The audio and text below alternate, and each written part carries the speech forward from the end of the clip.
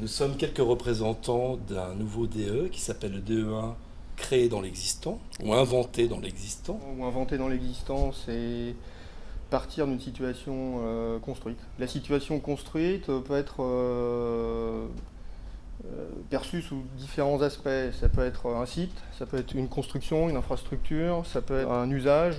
Voilà, donc ça ne présuppose pas non plus de l'échelle. Le DE, dans la mesure où il part de l'existant, il introduit assez vite des notions de réalité, des notions qui sont liées au diagnostic, des notions qui sont liées à une connaissance, donc une connaissance constructive, une connaissance des récits qui portent le déjà là, une connaissance des usages.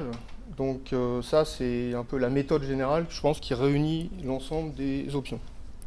Oui, l'idée c'est de s'attacher à la notion qu'on pourrait appeler de préexistence dans sa globalité. C'est aussi apprendre à observer de façon très très fine ce qui se dégage de ce lieu.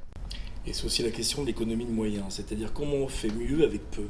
On voit très bien qu'à n'importe quel niveau, on a besoin aussi d'introduire une économie en fait, de recyclage, de retraitement des matériaux. L'idée de reconversion et de recyclage, c'est aussi se dire peut-être qu'il y a le maximum qui est intéressant, qu'il suffit de transformer quelque peu et on rajoute très peu de choses pour que ça devienne autre chose. On pense que réintroduire dans les écoles d'architecture aujourd'hui la question du patrimoine au sens large du terme, c'est fondamental.